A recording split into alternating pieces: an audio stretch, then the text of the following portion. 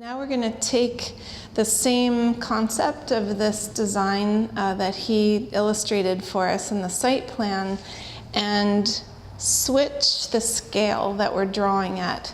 So Duffy drew the site plan at 1/8 inch equals a foot so that he could fit the whole large parcel and property onto one piece of paper. Now we get to zoom in a little bit more, and we're going to double the size of the floor plan.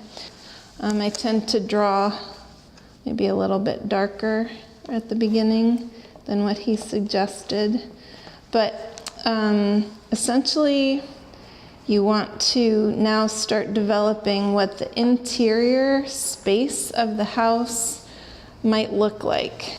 You'll need to use your scale sometimes. This area that I'm drawing now is a bathroom.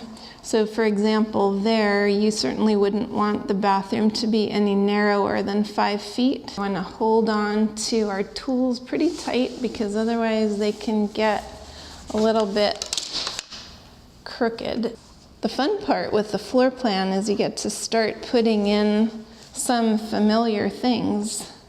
Like for example, here is going to be a little toilet room, just big enough with a little door on it and a pocket door.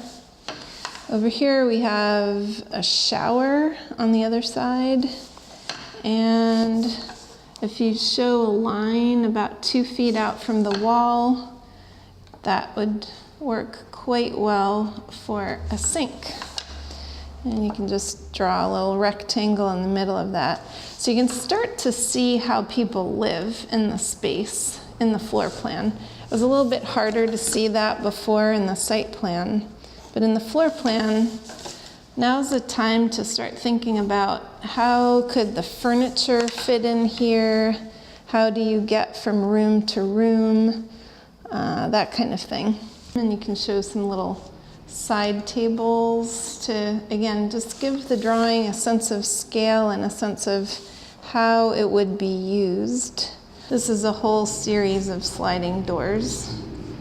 So there's lots of glass and all this slides open so that this room feels like it's kind of part of this outdoor space in front. In this case, you're not so worried about what's happening around the house as we were with the site plan, because we already showed that. Now, because we did this, as I said earlier, at 1/4 inch equals 1 foot, we're seeing things twice as large as what we saw before and in a lot more detail, with some furniture to show what the use of the spaces is. We can put a north arrow on there. This is all oriented with north to the top of the page, and showing that is always a good idea. Another thing that's extremely useful to do with your floor plan once you start to get the walls drawn in is to shade them. Graphically, that really helps your drawing be visible from a distance. And here, I forgot to have a door into the bathroom. Whoops. Anyway, so don't shade in where there's a door, and don't shade in where there's a window either, so that you show the contrast between where there's a window and where there's a wall. So here is what the final product could look like.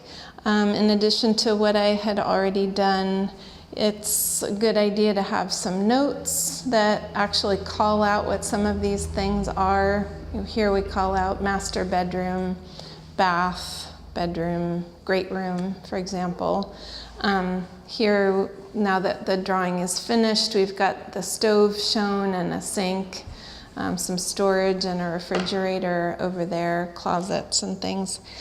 Anyway, and with that shading, as you can see here, it really makes the walls pop, and you can really tell what's wall and what isn't.